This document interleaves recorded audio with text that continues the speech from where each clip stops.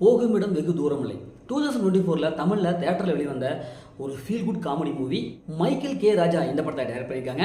விமல், கருணாஸ், ஆடுகளம் வரை மற்றும் படத்தை படம் நடிச்சிருக்காங்க. இந்த படத்துடைய கதையை பார்த்தலாம். படத்துடைய ஹீரோவான விமல் ஒரு அமரர் ஊர்தி ஆம்புலன்ஸ் டிரைவராக இருப்பார். இவருடைய ஒய்ஃப் ப்ரெக்னன்சியாக இருப்பாங்க. குழந்தை பிறக்கிறதுக்கே ஒரு 2-3 நாள் ஆகும். அதற்காக பணம் தேவைப்படும், கையில் காசு இருக்காது. இந்த சுச்சுவேஷனில் ஒரு அவசரமாக ஒரு பணத்தை அவங்கவுங்க ஊரில் கொண்டு போய் சேர்க்கணும். இதை சேர்த்துட்டோம்னா விமல் கேட்குற பணத்தை அவங்க கொடுத்துருவாங்க. அதேமாரி அவரும் அந்த பணத்தை எடுத்துக்கிட்டு அவங்க ஊருக்கு போகிறாரு. ஆனால் அங்கே போகிற வழியில் மிகப்பெரிய ஒரு சம்பவம் நடக்குது. மிகப்பெரிய ஒரு ட்விஸ்ட் ஒன்று இருக்குது. அந்த ட்விஸ்ட்டு என்ன, இறுதியில் கருணாசு வருவார். அவர் எப்படி இவர் சமாளிக்கிறாரு, இறுதியில் அந்த பணத்தை அவங்க சொந்தக்காரர்கிட்ட கொண்டு போய் சேர்த்தாரா இல்லையா, இறுதியில் என்னாச்சு அப்படிங்கிறதா இந்த படத்துடைய ஆன்லைன். இப்போ இந்த படத்துடைய பாசிட்டிவ் பார்த்தாவே ஃபர்ஸ்ட் ஹாஃப் தாங்க. ஏன்னா ஃபர்ஸ்ட் ஹாஃப் ஸ்க்ரீன் பிளே அவ்வளோ சூப்பராக கொடுத்துருக்காங்க. இந்த பணத்தை யார்கிட்ட கூட சேர்ப்பாங்க, அந்த சம்பவம் நமக்கு சொல்லிடுவாங்க. அந்த சம்பவத்தை கேட்டதில் வந்து 2 பேர், இந்த பணத்துக்கு சொந்தக்காரங்க 2 பேர் இருப்பாங்க. 2 பேரும் மோதிக்குவாங்க. 2 பசங்க எங்கிட்ட கூட அப்படின்னு சொல்லிட்டு பயங்கர மோதிக்குவாங்க. இவங்க யாருக்கிட்ட இந்த பணத்தை கொண்டு கொடுப்பாங்க அப்படிங்கிற ஒரு ட்ராவலிங் மூவியாக ட்ராவலிங் ஸ்க்ரீன் பிளே நமக்கு கொடுத்துருக்காங்க. அதை பார்க்கும்போது நமக்கு சலிப்படையில் அடுத்தது என்னடா நடக்கும், யார்கிட்ட கொண்டு கொடுப்பாரு அப்படிங்கிற ஒரு எதிர்பார்ப்பை அப்படி கொடுத்துருக்காரு.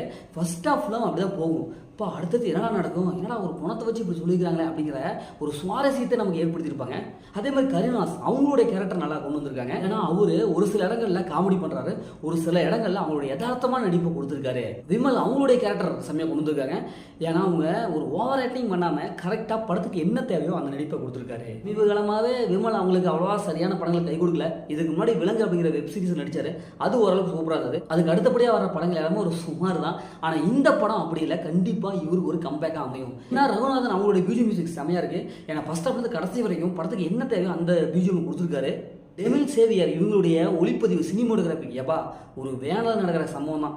மொத்தமாகவே கருணாசு அப்புறம் விமல் இவங்க 2 பேரும் வேனில் அப்படியே போயிட்டுருப்பாங்க. அந்த வேனை வச்சு அந்த வேன் எங்கெங்கெல்லாம் போகுதோ அந்த லொக்கேஷனல், அந்த சீன்ஸ், அந்த ஃப்ரேம் சூப்பரான ஒரு ஹை குவாலிட்டி அப்படி கொடுத்துருப்பாரு.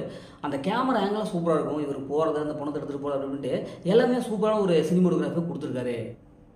இந்த படத்தோடைய மைனஸ்ன்னு பார்த்தாவே அந்த மிடில் தான். ஏன்னா இதே மாதிரி ட்ராவலிங் ஸ்டோரி கொண்ட படங்கள் நிறைய படங்கள் நம்ம பார்த்துருக்குறோம்.